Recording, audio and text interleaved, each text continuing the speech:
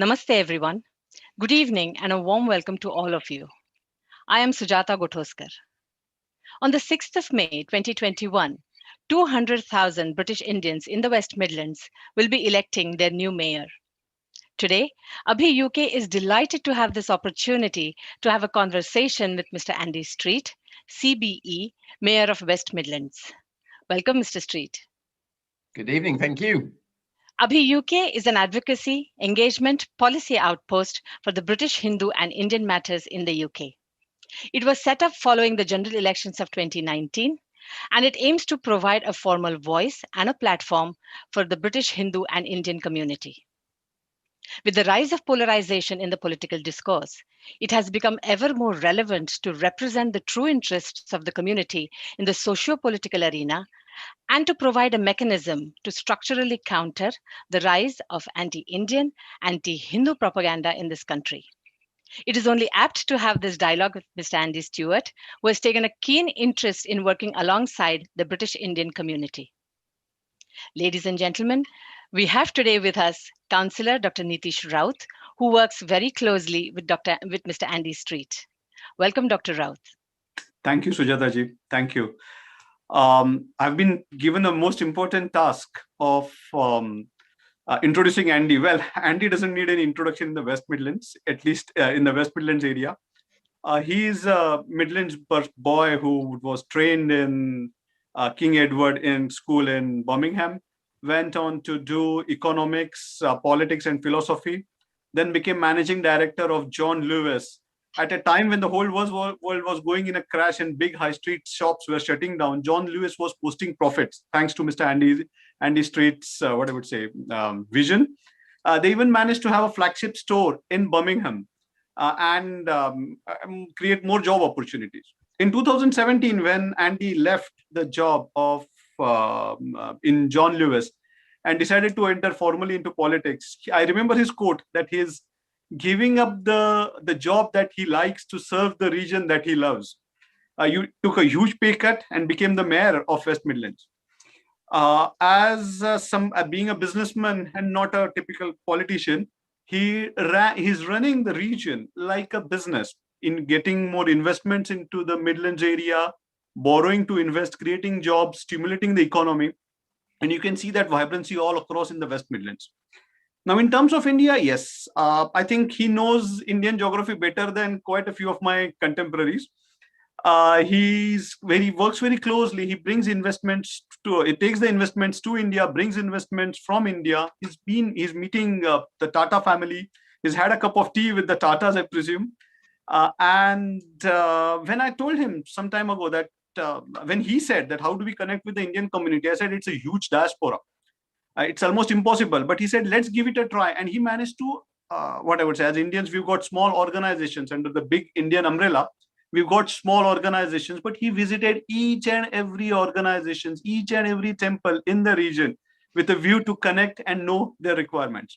So ladies and gentlemen, please put your hands together for Mr. Andy Street, the Mayor of West Midlands. Nitesh, you're far too generous in what you've said there, but I think it is true that over the last, it's nearly 4 years now, I have been to so many community gatherings and I've got to know the slightly different traditions of the Bengali community, the Maharashtrian community, the Punjabi community, the Tamils, the Telugus, and of course the Gujaratis, as I said. So yes, I've thoroughly enjoyed that actually. And I hope that I've really tried to understand the issues for each community. And I think it's probably worth just calling out, you're quite right, I have been for a cup of tea with the Tatas in Mumbai. When I was running John Lewis, we kindly spent some time there with my board, meeting the board of Tata, because we were both long-established family businesses run for the long term in different structures. So it was brilliant to go and see them. And at that time, I did not know, of course, that I was being hosted by the family who ultimately, of course, own our biggest private sector business here in the West Midlands, JLR.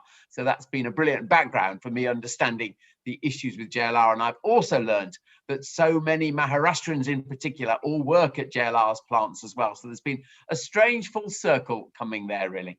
I also hope that over the last 4 years, I've really sort of tried to understand some of the political issues that matter to the British Indian community. And whether that be the opening of the Gandhi Peace Centre here at the Balaji Temple, let me think, 2 years ago now, or whether it be, of course, the really tricky issues for the Sikh community over the offensive weapons bill and the Kirpan and what we needed to do to make sure that was not included in the legislation. And of course, the flight directly from Birmingham to Amritsar that we lobbied for. And I was lucky enough to take that Air India flight and go to the Golden Temple, a really very, very special day. And of course, just recently, we've been able to launch the West Midlands India Business Partnership to try to build those trading links. And one success I'm very proud of, actually, is the fact that the old British motorcycle company Norton is now owned by an Indian entrepreneur, and he has chosen to set his base for the production of Norton bikes here in the West Midlands in Solihull, being part of that whole cluster around electric automation. So there's business pieces to it, there's social pieces to it, but I have thoroughly enjoyed serving the Indian community as part of the very, very rich community that we have here in the West Midlands. And I think, Sujata, that's all I need to say by way of introductions, because we should get to the questions, really. Thank you so much, Mr. Street. It is an absolute pleasure and privilege of mine to ask you a few questions. Just for the audience, those who have joined into the webinar, if you would like to post your questions, you just need to click on the Q&A section and post your questions there or your comments there. And for those who have joined us on YouTube, please click the comment section and you can post your comments there. Thank you so very much. So, Mr. Street, what does the British Indian community mean to you and to the West Midlands? Lots of things. And that's a very deliberate answer, because I think, as I've just revealed, the British Indian community is not homogenous. It's not one. There's all sorts of different parts to it, and I've come to understand that. But I think the thing that it means, if you add it all together, it actually means opportunity, would be the single word. And what I have really seen is the way in which the community is making so many contributions across everything, whether it be in the sort of arts world. I've been to Indian Arts Festival in Solihull, or whether it be in business, of course, in the professions, in education. And I just sense that the Indian community here, in its very different forms and different groups, are utterly committed to the success of this region. And I also sense there's an incredible pride in the Indian community here about the way they contribute. It's in a very public spirited way, and you always see that there's an incredibly strong sense of community, and we've seen that through all of the different faiths from India as we've gone through the pandemic. So it means economic success, but it means an incredible caring for others in the community. Oh, that's so nice to know, because we are in a pandemic and it has brought people together. It has, done a lot good and a lot bad, but then some good things as well. So going on to COVID vaccinations in the West Midlands, we've seen that there is a vaccine hesitancy in the BAME communities. However, the British Hindu and Indian community has been ahead in helping the government to achieve its goals. So, for example, some of our community centers have been converted into vaccine centers. So how can you bring that, or how can that be brought to the forefront so that it encourages the others to take it as well? Yeah, it's a really, really important question, Sujata, because as we all know, we need everyone, or nearly everyone, to take it to get the collective benefit of all the individual jabs. You mentioned community centres being vaccination hubs, and that's great. But actually, I don't know if you know that the biggest Hindu temple in Europe, which is, of course, here in the West Midlands in Tividale, the Balaji Temple, has also been a vaccination hub. And I mean, that has been a wonderful example for the executive there to have set. What I've tried to do, because you're right, there is some hesitancy, different rates of hesitancy amongst different parts of the ethnic minority communities, is I've tried to showcase brilliant examples of members of our community leading on this. I've also brought together people for round tables. We had an event with the different microbiology professors from Birmingham University only 10 days ago, talking about all the features of the vaccine, giving people reassurance. But the single word that I focused on is reassurance, because you can't instruct people to do something. You have to make sure they understand that it's safe for them. I understand why there's hesitancy, but give that reassurance, and then people will do so. And then community leaders, faith leaders of all the different faiths have, I think, shown a brilliant role already. And we're just seeing that gap of hesitancy close a little here now. Well, that's so nice to know, because it will lead to a better result, and dealing with COVID, if everybody can take the vaccination. Right. Having a vibrant, a lovely community in the West Midlands, how do you promote community cohesion and respect for different cultures across the region in this era of fake news and false narrative? Two answers to that. Number one, when you see wrongdoing, an intolerance, you have to stand up and be counted and call it out for what it is. And in my time as mayor, I've seen a number of examples of that. There were attacks on the Hindu temple in Walsall. I was there straight away to call it out for what it was. So there is that important role where you just say, this is not to be tolerated, to be done in my part of the world. But the other thing you have to do is you have to bring people together and to demonstrate that actually there is much more commonality than division between the different faiths. And actually, if you look at the value set of, I'll just choose two faiths, Sikhism and Christianity, you actually learn there is so much more that unites them than divides them. And it'd be so of other faiths as well.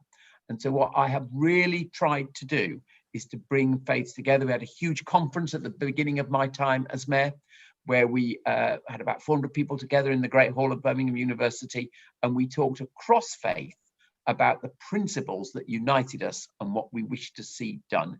And then there were actions around homelessness, around hate crime, and of course around the whole questions of communities looking after their most vulnerable members. So I've tried to set a really good example, both in my own behaviour and indeed then encouraging the common principles that unite different faiths. Do you see any challenges there? Yes, I do. Ignorance is the biggest challenge. I'm a great believer that if people really understood what was being taught by different faiths, they would do what I've talked about. But the challenges come when people misunderstand what is being said, and that's when you get ignorance and you get hostility, as I've described. So I'm a huge believer that you just have to give people information, education, and that is what will bring about the community spirit that we all aspire to. And hope. And hope, yeah. You were, just like Dr. Raj just now said, the managing director of John Lewis from 2007 to 2016. Yeah. And during your tenure, you oversaw a 50% rise in gross sales to £4.4 billion and doubling the number of stores. So you have a proven career record of building John Lewis at that high a level, and that too in the times of Great Recession. So I have two questions related to that. So one is, how do you plan to rebuild the West Midlands from the COVID recession? And also, the second question is, post-Brexit, what challenges do you see? How can you rebuild post-Brexit? Because the West Midlands is the next biggest economic hub after London. So this is a huge sector, manufacturing sector that we have here. So what challenges do you see? Yeah, okay, it's a brilliant question, and thank you for your kind comments about my time in John Lewis. It seems a long, long time ago now, and how retail has changed since those happy days. But yeah, okay, so rebuilding the economy. So let's just, let me just tell you a bit of history, which is directly relevant to answering your question. Pre-pandemic, the West Midlands economy was doing really, really well. We'd seen growth of 25% over 5 years, not quite Indian standards, but still very good, fastest growing region of the UK outside London. And we saw record number of jobs, 97,000 new jobs in those 3 years. So that was all good, but we've been knocked horribly sideways and unemployment's gone up by about 85,000. So the big challenge is getting people back into work. But I tell you about the success before, because some of the ingredients of that will actually help us in the bounce back afterwards. And I think I'd probably just call out three things in terms of the quick answers to the question. Three parts of the things we've got to do. First of all, we've got to protect the existing businesses that we've already got. it would be absolute folly to let, as we come to this last stage of the pandemic, more of them go under. And that's why I thoroughly support what the Chancellor did yesterday in terms of further grants for this final period of dealing with COVID. The second thing we've got to do is retrain the people who have lost their jobs in the sectors that are going to be growing. So, for example, we've taken people who've lost jobs in retail, put them through digital retraining. We've taken people who might have lost jobs, I don't know, in the airline sector or something, and we've put them for training in construction. And those growing areas really will help. But the third thing we've got to do is think about which are the new sectors that are going to grow even faster. Where are the big opportunities for the West Midlands going forward? You've got to think strategically about this. And so for us, of course, that whole electrification of the automotive industry, that's really important. The whole technology industry, the whole sort of clean growth industries. So what we're doing, and for us, the Gigafactory would be the sort of signal investment for that battery production. That is sort of totemic of what we're trying to do to get people into those new industries. And I'll give you another example. The life science industry, we've just seen a huge private sector investment, £200 million into the Life Sciences Park in South Birmingham. That will be the jobs of the future. So we've got to swing and really get behind the new industries as we grow back.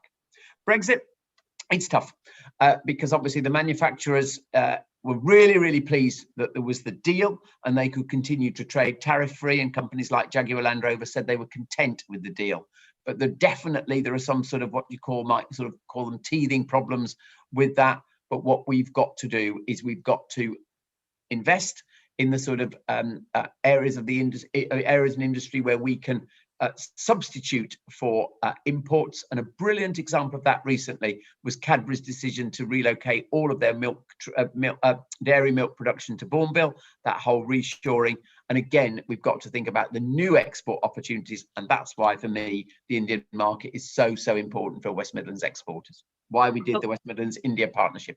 Sorry, long answer, but very important question. No, that's a fantastic answer, because that gives hope that, West Midlands is going to be developing in a very nice way.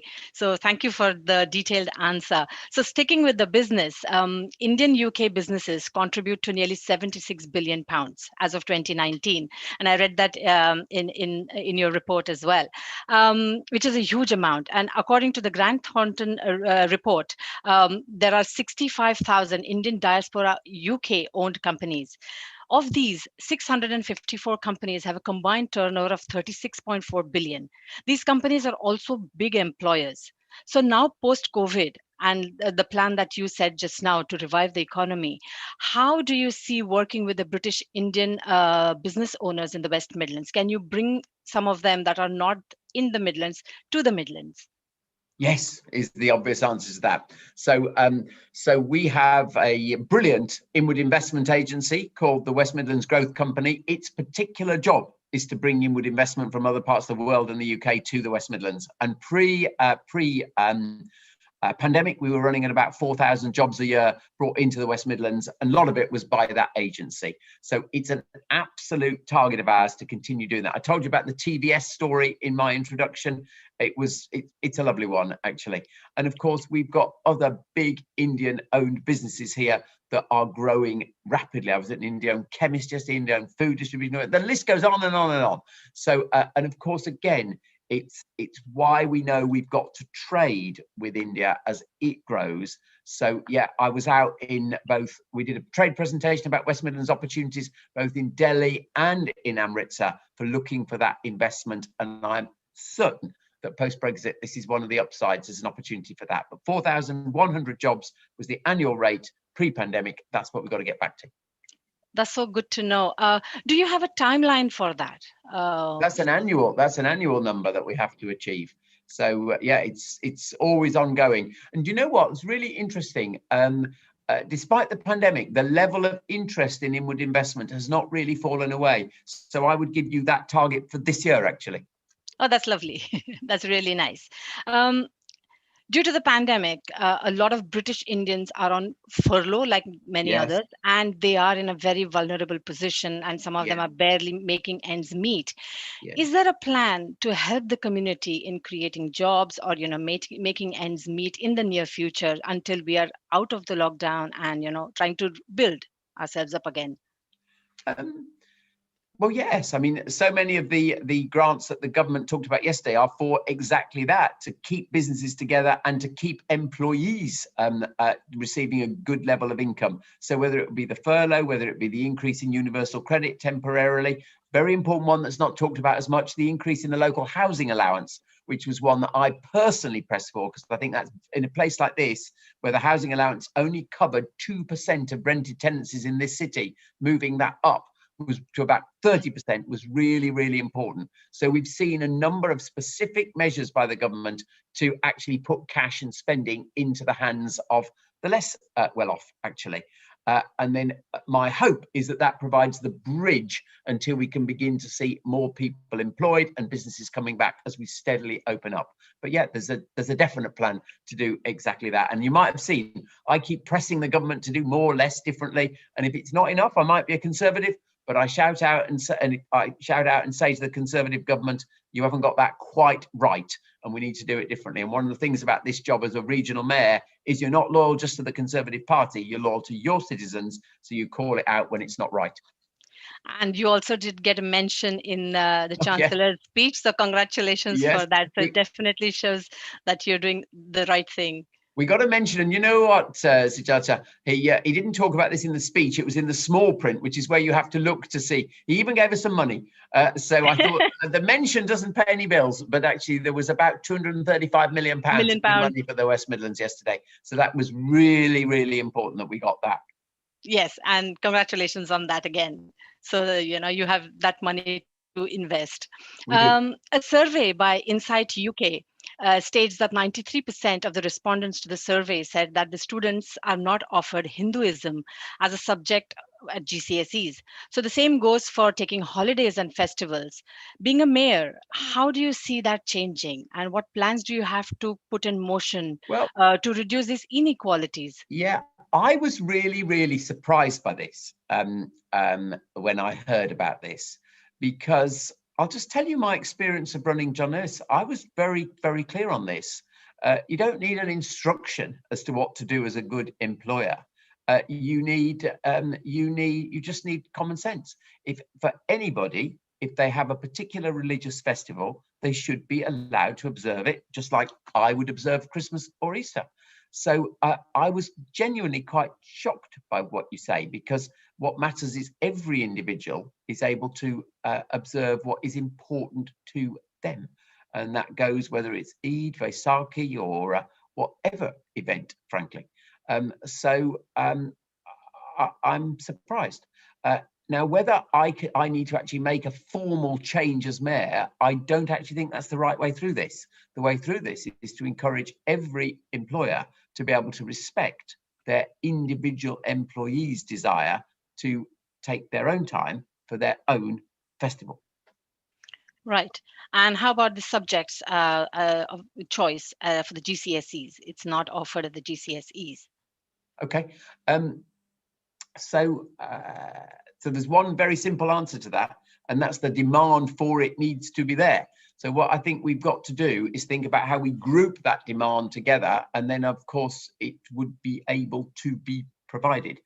And that's the same for any subject, actually, because it's provided it's provided as a curriculum subject, isn't it? It's just that we need to see the demand being there, then the teachers will come forward and schools will provide it. So it's clearly something that's got to gather that momentum. And I, of course, would welcome that thoroughly. Thank you so much.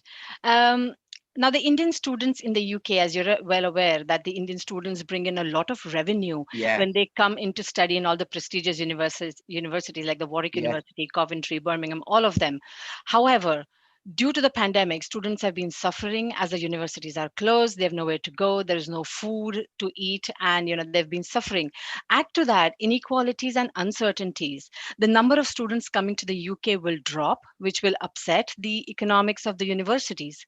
So how do you plan to better this situation and build confidence in the Indian students so that they can return to the universities and the new ones come in larger numbers?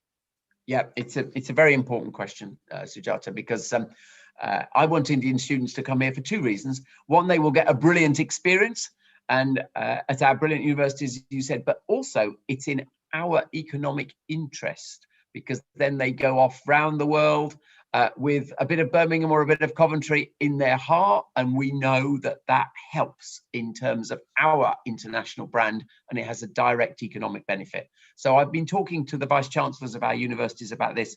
The situation is actually better than they feared.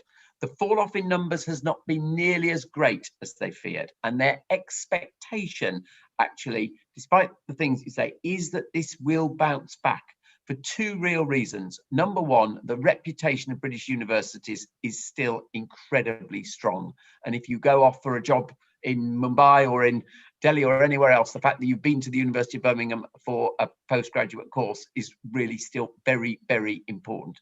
And the second thing is, I think Indian students still wish to come to the UK because they understand that it is one of the most inclusive, it is one of the most open, tolerant societies anywhere in the world. Now, I'm not being naive. I know there are occasions where there are very bad experiences, but they are actually incredibly limited. And I still believe the openness of our education system is probably amongst the best in the world. And it gives me enormous confidence that after the pandemic is over, we will restore, because we were seeing this, we were seeing our share of international students holding very steady, along with the US and Australia as the other two favourite destinations for India. And I'm actually very confident it will come back because of those underlying factors.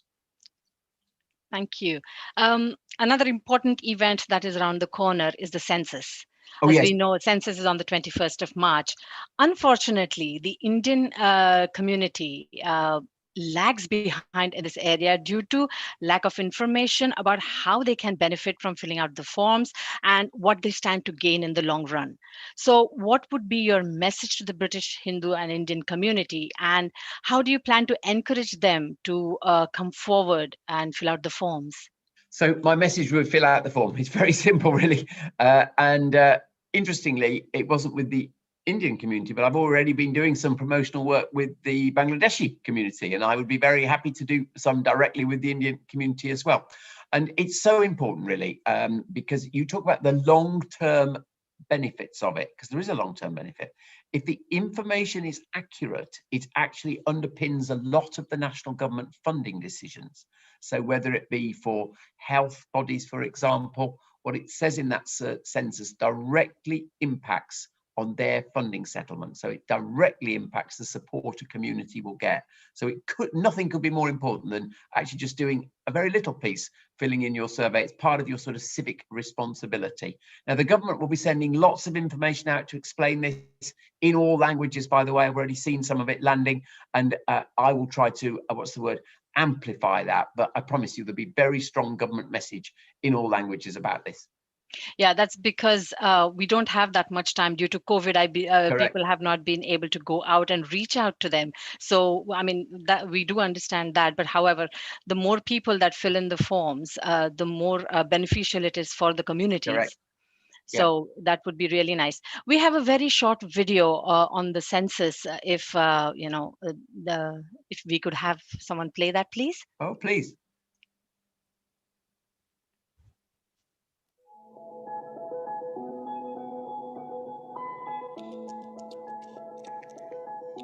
Why is the census so important? The census numbers play an important role in government policy making. We get this opportunity once in a decade and no right to complain for another 10 years. The following questions are very important as the answers will impact policy making. What is your religion? You can tick Hindu, as your right answer will help the community to get basic facilities such as grants for Hindu mandirs, community centres and crematoriums, availability of Hindu chaplains and availability of Hinduism for GCSE. For example, previously a large temple in London was going to be shut down. However, a sizable local Hindu population from the previous census contributed to its survival. Mostly, Christians and Muslims write their religion, not sect. Tick Hindu, as population splits based on sects will dilute our numbers and weaken our voice in the media and political arena.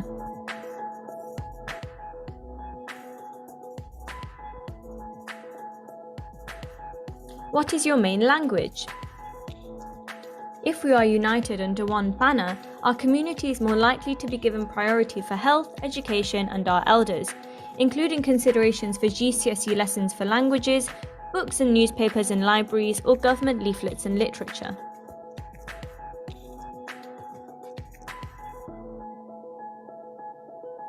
How would you describe your national identity? National identity is not your nationality or ethnicity. National identity means the countries where you think of as home. Tick British or English or Welsh and tick other, and write Indian in the box, as Britain is the country we live in and India is the ancestral home for all Hindus across the world.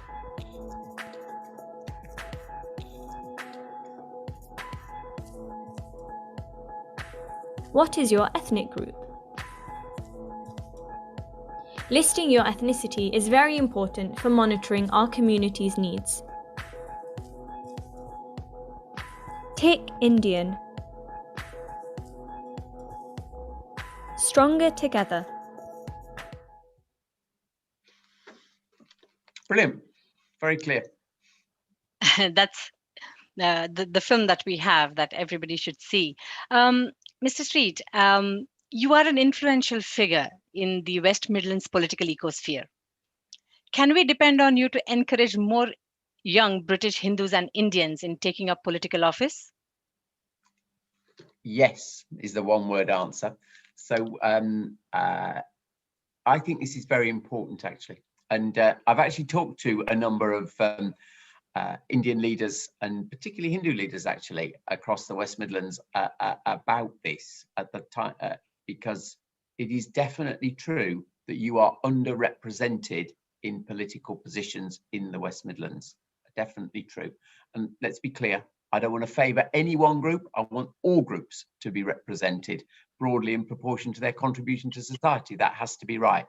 And so what I've been trying to do, actually, is encouraging different people, young people, to come forward as candidates for the Conservative Party, where I can influence that. We held a session with the Conservative Party chairman here about exactly that. And also, I've been trying to encourage candidates of all sorts of political dimensions and different ethnicities to come forward as councillors in our 7 councils to make sure that we do have that. And we've actually done little programmes for that in some of our boroughs. So I don't just believe it, I've tried to actually take some steps to encourage it. That's nice. On a positive side, the Commonwealth 2022 Games are just 14 months away. Yes. That could be a great way to revive the economy, create jobs. However, we're still in lockdown and in a recession. So how do you see, because it takes so much of planning and we have only 14 months, how do you see the Commonwealth Games taking place? Yeah, so you're right. It's quite frightening that it's, did you say 14 months? I think it's a little more than that because it's July next year. So I'm hoping that's still 16 months. Otherwise, you got me even more worried. But it's certainly soon. And I'm really excited about this. So the simple message is it will happen on the day it's supposed to happen. And an enormous amount of planning work has gone on since we won this at the end of 2017. And through COVID, it's been incredibly difficult. And if you think of the big construction projects like the Athletics Centre in Perry Bar and indeed the swimming pool in Sandwell, it's taken a lot of effort to keep on target. But we are on target, so it will happen. And it is a brilliant opportunity to welcome everyone from around the world to the West Midlands, and we're looking forward to doing that. And my goodness, we're going to need to do that after COVID. B, to actually show the world what this place is. And of course, that includes the business promotion piece that's happening. So we're having a big launch very shortly of what we call our trade promotion on the back of the Commonwealth Games. And then most importantly, for young people living in Birmingham and the West Midlands, there's going to be a lot to encourage them to take up volunteering roles, to take up active sports. So there'll be all that participation as well. So it's going to be a brilliant sort of festival of everything we have here in the West Midlands. Absolutely. Really looking forward to that. We have a few questions from the Oh, yeah. audience. Lovely. And Naomi Canton from Times of India, she says, she's asking, I'm very interested to hear about the Indian entrepreneur buying the motorbike firm. The pandemic has decimated many industries across the UK, but even John Lewis being forced to close stores. Could Yeah. you talk a bit more about your vision of where the future jobs will be in the West Midlands, in which industries, and also what role can Indian businesses play in this? Do you foresee more investment from India in your region? And how have Indian owned businesses such as JLR fared during the difficult period? My goodness, there's a lot in that. There's a lot in that. So the motorcycle company is TVS, is the investor. There's no secret about that. And so that's an Indian business that you'll know is big business in India, actually, and has bought the old Norton name here, and is starting electric bike production in Solomon. What's so interesting, to broaden it to a bigger part of the question, is that that electric automotive industry is going to be so critical for us, and they brought the production here because they want to be part of that overall cluster, as I call it, so real concentration of businesses. JLR, how's that fared? It was difficult at the beginning. I would be talking to their then CEO, Ralph Speth, and oh gosh, it was doom and gloom. The showrooms were closed, the factories were closed. But actually, they have bounced back really, really well. And the last quarterly results that they just announced, the third quarter of their financial year, they made a good cash profit. So really encouraging the bounce back. And their strategic announcement that they made 2 Mondays ago now talked about getting to an all-electric future and talked about investment of £2.5 billion a year. Now, that would make them the single biggest industrial investor in the UK. So it is an incredibly ambitious future for that company. And we, people in the region, have got to do our very best to help them be successful. Now, then you come to what other sectors will be successful. I talked about health and life sciences, but we talked about the big part there.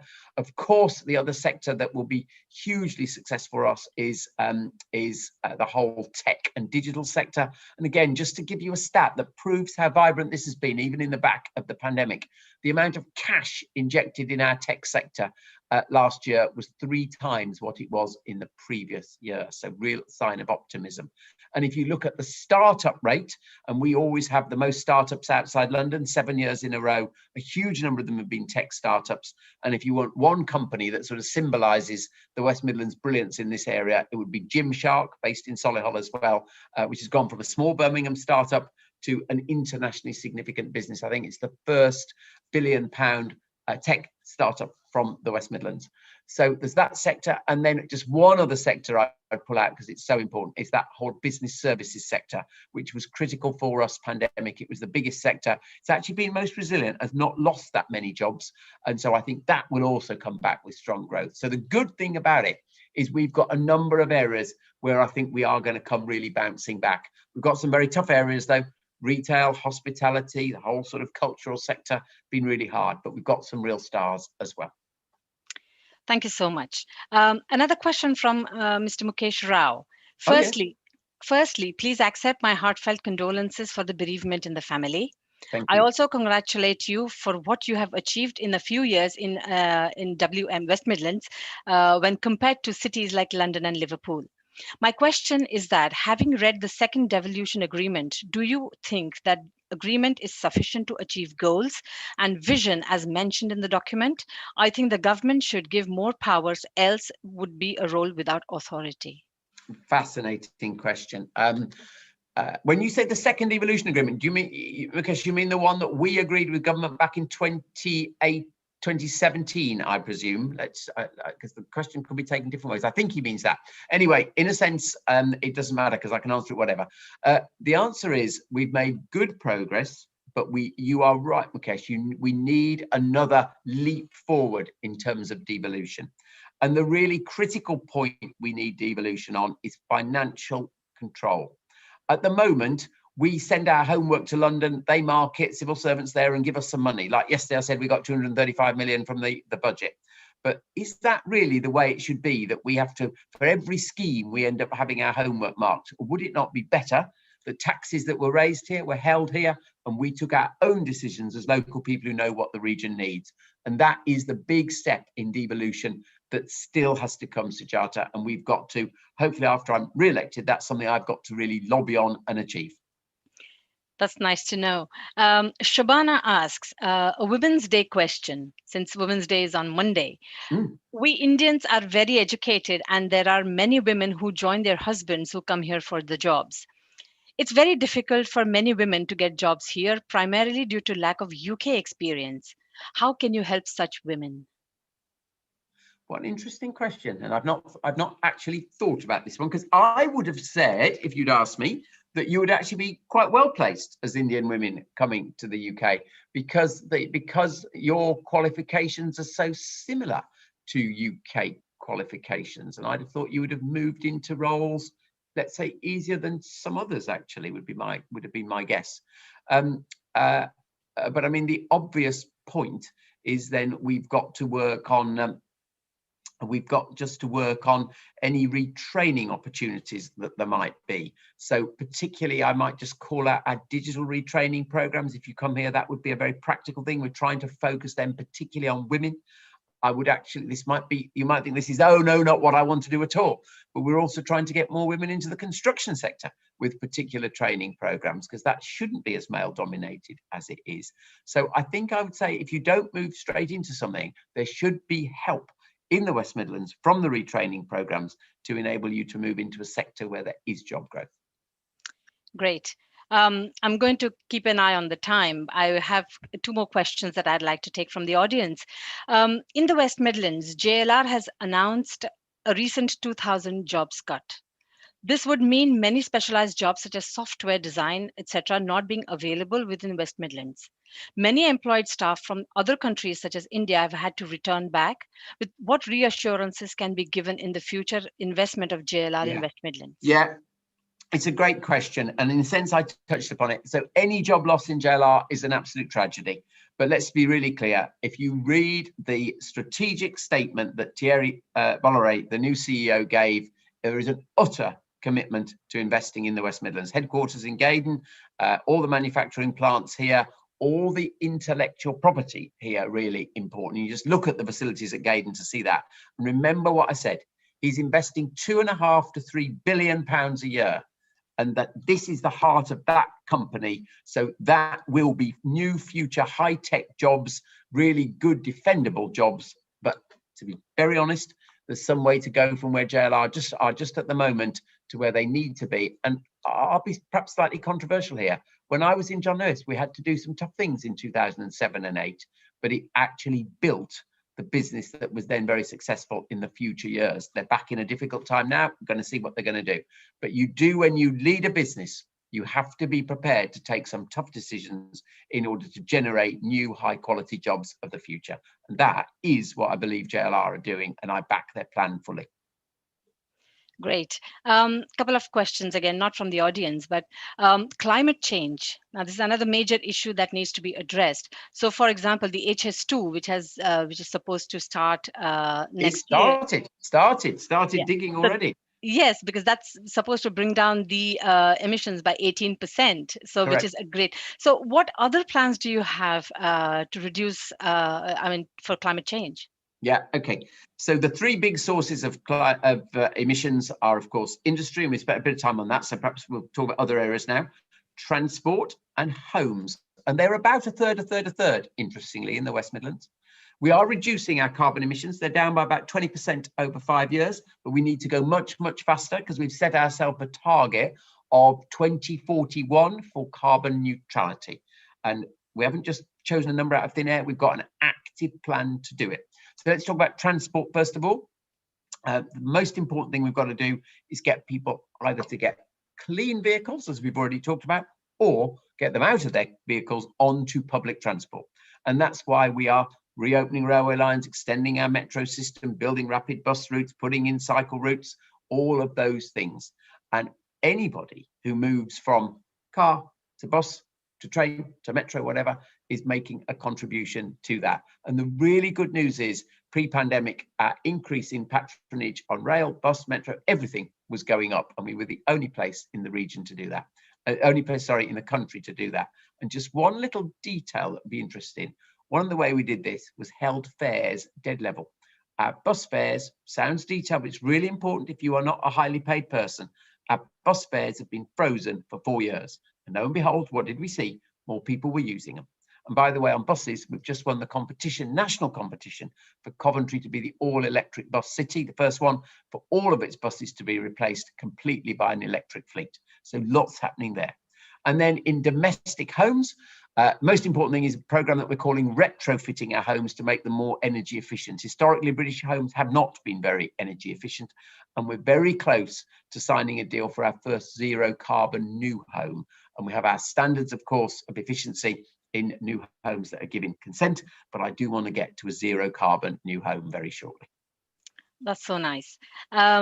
So coming to the end of our talk, Yeah. one final question. Now, having known and worked closely with the Indian diaspora, what are the reasons, according to you, that would encourage the British Indians to vote for you?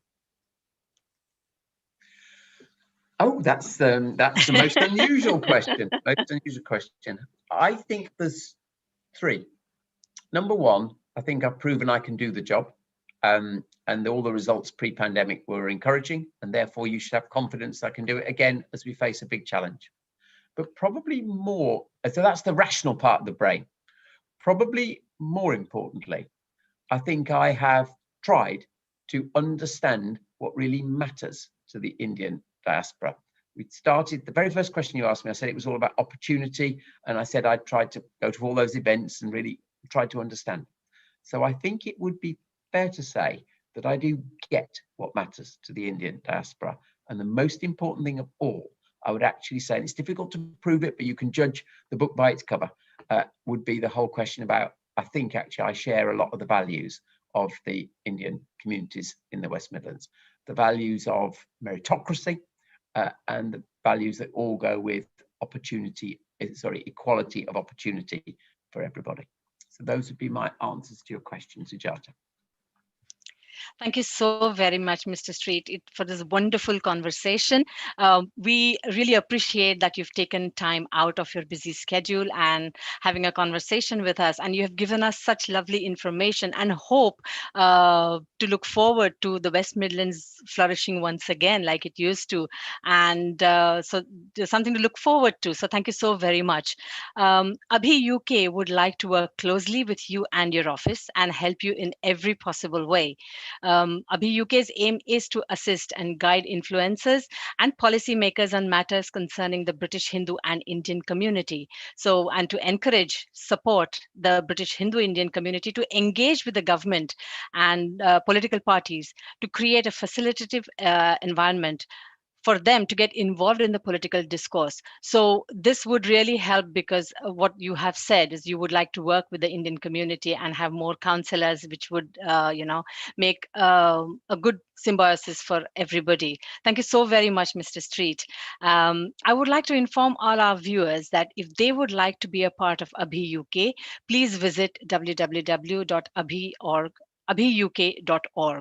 Thank you so very much. Thank you once again, Mr. Street, for giving us a wonderful experience of a conversation with you, extremely approachable and lovely answers. Thank you once again. And thank you all of you.